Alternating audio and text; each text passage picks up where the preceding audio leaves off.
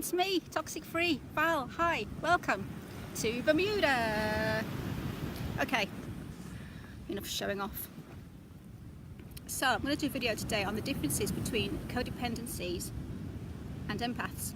There's been a lot of talk about codependency. I'm always looking around to see if someone's watching me. There's been a lot of chat about codependencies recently. To me, there's a stigma attached to it. To me, it's kind of like a dirty word, which I think is bad, because there's somebody on YouTube that says basically every single, a bit sweaty today, sorry. Every single person who has a relationship with a narcissist is a codependent. And I think that's very wrong, because to me, it's basically shaming every single person that ever has the hell to go through a relationship with a narcissist. And I don't think that's right, no. I think anybody can be trapped by a narcissist, because as we know, that they portray themselves, I'm looking at the wrong side, isn't it? They portray themselves as a human, they portray themselves as a normal person, they can pretend to be normal people. So I don't understand why this person seems to think that the only people that are attracted to narcissists are codependents. And I hate that word codependent anyway, but somehow it just seems to put blame on victims. It makes them out to be weak, it makes them out to be responsible for what's been happening to them. It just makes them out to be the blame, and I don't like it. Everybody has their own issues, everybody has their own downfalls, and I just think I think this is why when he calls everyone a codependent, had a narcissist relationship, we all go, oh my god, no, I'm not codependent. But let's change the word to a dependent person. Let's make it dependent. Okay, people who are dependent on people, it doesn't sound so bad. It's not so shaming, is it? It's not so it's your fault kind of attitude, because you're the one that's been with a narcissist and you've not put boundaries up. That is the difference, I think, as well, between empaths and dependent people. Empaths are caring, healing, and they want to heal everybody, they want to care for everybody, they want to look after anybody, but they are still strong and they still have boundaries. A dependent person is the same kind of person, but they don't have boundaries. They tend to let people take advantage of them a little bit more. They tend to be so wanting to be dependent on somebody, they'll put themselves in jeopardy, they'll put themselves in a bad situation to get what they need. It's like a supply.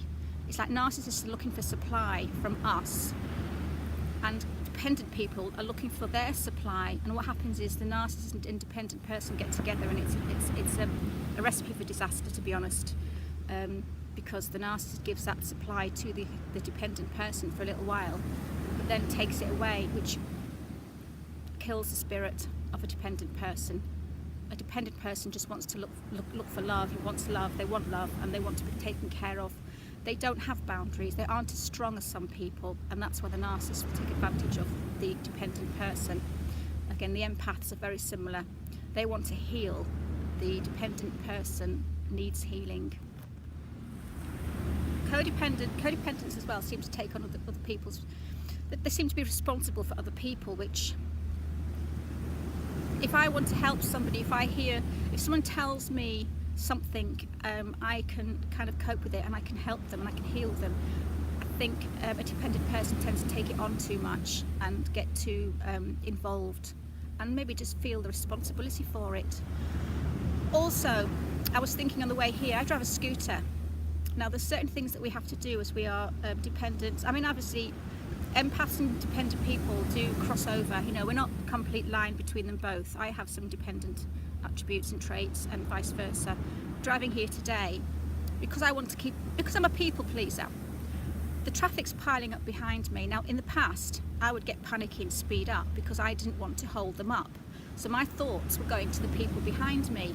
What we have to do nowadays is stop and think, now who's benefiting out of this? They are, because I could have an accident because I'm speeding up.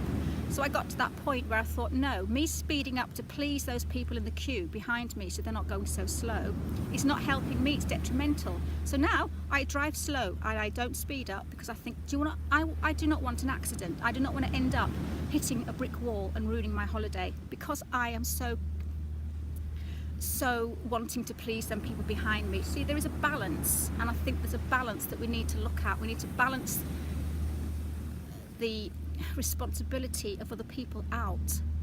We just need to work out what is kind to them and what is detrimental to us, and try and keep it balanced. I don't know if that makes any sense at all, but again, it's about not giving someone else so much of yourself where you're damaging yourself. You're not helping yourself. Again, if I gave too much to those people behind me in the traffic and speeded up so that they could get to work, whatever, I could have an accident. So I think, no, you might dislike me, you might get peeved off with me, you might start honking your horn at me because I'm going slow, but I don't really care, because I am putting my well-being before you. That's what we need to start doing more, putting ourselves first. The thing is as well, I think as well, is when this thing about narcissists and codependents and all this business, again, as we know, narcissists pretend to be normal, and they go for people pleasers. Now, empaths are people pleasers and dependent people are people pleasers, but what I think they did, and what I think happened to me, is my ex thought I was too dependent, thought I was a bit weak. I think people like them, they get it wrong, and they think that empathy is weakness. The saying goes, don't mistake my kindness for weakness. That's basically a big thing.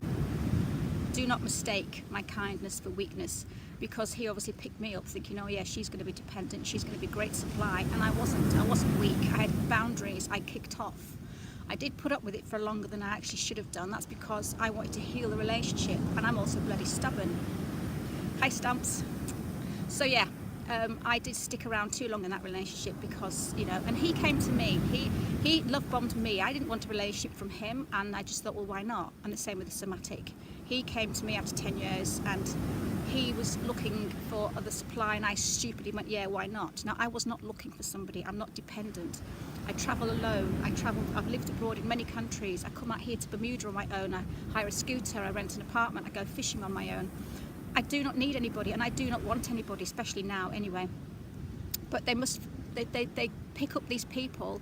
I think they must actually get a narcissist as well at some point, because wouldn't it be hilarious?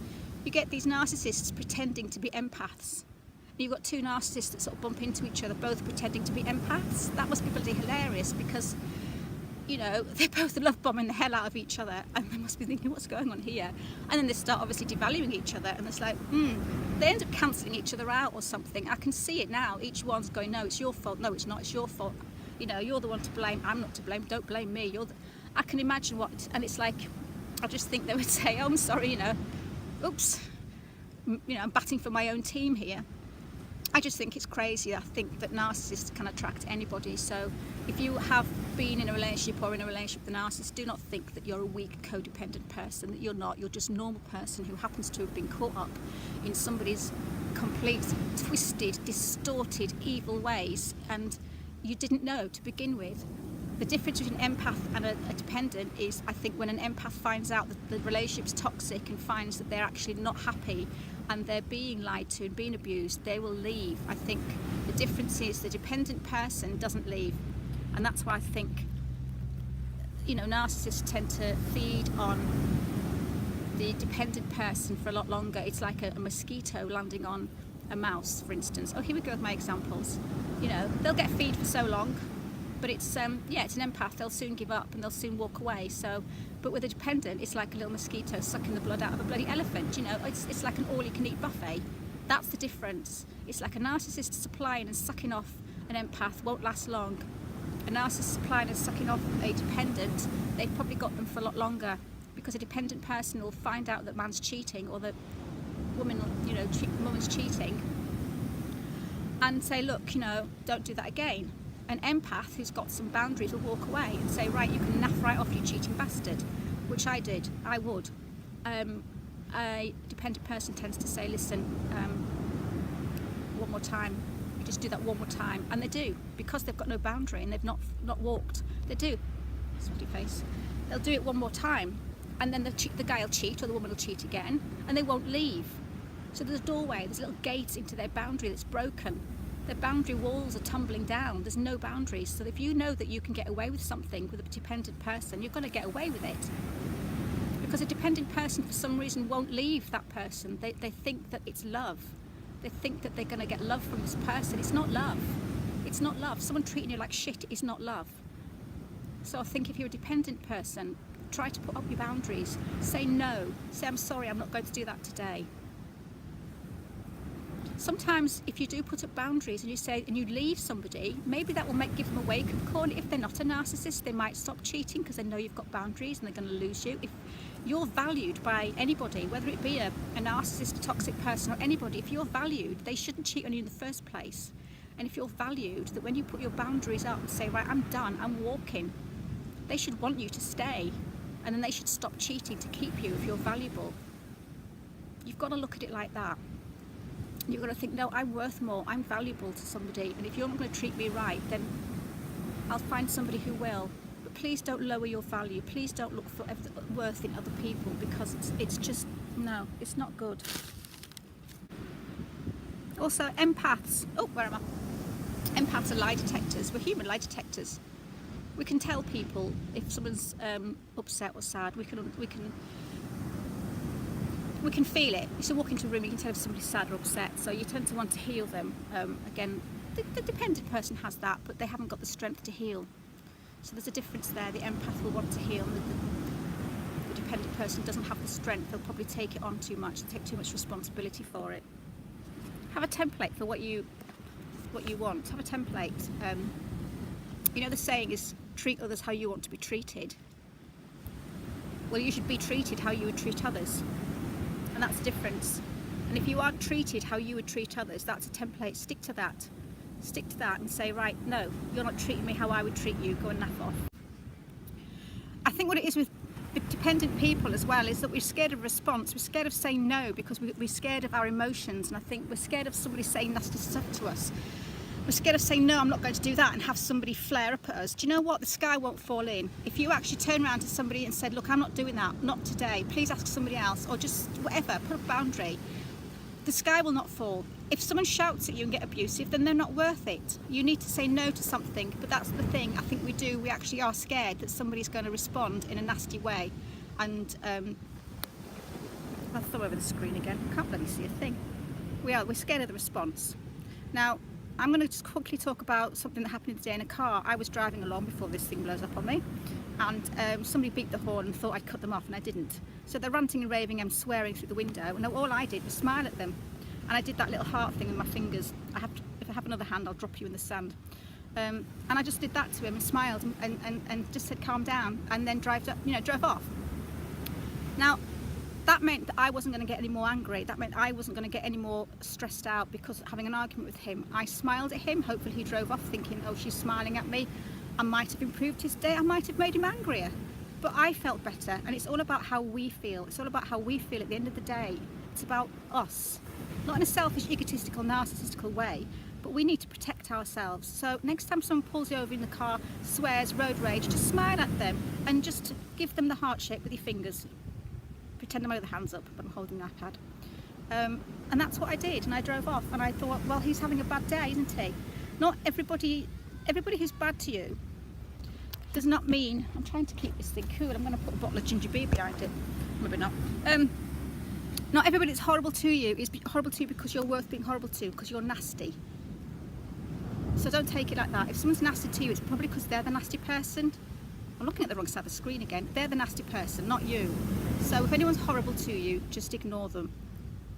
The people who are horrible to you, who you shouldn't ignore, are your friends and family and people who are supposed to love you. Strangers in the street, don't take it on board. Don't take it, it's not your responsibility. They're having a bad day and they're taking it out on you. It doesn't mean that you're a horrible person if they're being horrible to you, it's just that they're horrible. Remember that. The horrible person being horrible to you is not horrible to you because you're horrible, it's because they're horrible. Does that make sense? So start putting up your boundaries, and then you won't be dependent. You'll move into the empath section. Be strong, be worthy, put yourself first, and don't let anyone ever kind of like treat you like shit. That's the only difference between empath and a dependent, is that dependents don't have boundaries. Dependents hang around far too long. Dependents think that they'll not find anybody else. Dependents think that they're not worth it, and empaths know they are. We can be kind and we can be hard people. Not all empathic people pleasers are weak. Some of us are nice. You can be nice and a strong person. So don't think that, you know, I hear a lot of things when people say, oh, I don't want to say anything nasty to him because that makes me abusive, and I don't want to be horrible to him because that makes me just as bad as him. No, it doesn't. It's just a boundary. That's all it is. It's a boundary. So don't think that you putting boundaries up is going to make you a nasty person. It's going to make you a strong person. It's going to make people respect you more. That's what will happen, is that you'll get so much more respect in the end, and they won't treat you like shit because they know that you're what's the word I'm looking for? Can't think of it. Where you might just surprise them with something. You're unpredictable. That's it. If you turn unpredictable, you know, a lot of them will be rude to you because they know that you're not going to say anything back to them. They'll be rude to you or ask you to do something you don't want to do because they know you're going to do it. Be unpredictable. Turn around and say no. The sky won't fall. And if they're nasty, walk away and leave them. Right, listen, before this iPad blows up in this 100 degrees heat and my face decides to suddenly melt in front of your eyes, I'm going to go. Because the beach is calling me, the water's calling me. So guys, I'll try and make another one. I do want to do one. I'm hoping the next one's going to be on my hostage situation. Where am I? Lying. It wasn't a great big hostage situation, but to me it was a big enough hostage situation. Very scary. Got stalked by a guy off the internet, and yeah, police got involved and everything like that. And this is just about internet dating, so I'm going to try and do that one next. So if you do want to see that one, you have to subscribe so that you'll know when it's coming. Guys, listen. Phew, hot here. Thank you for joining me, and you take care. Okay, stay safe. Bye.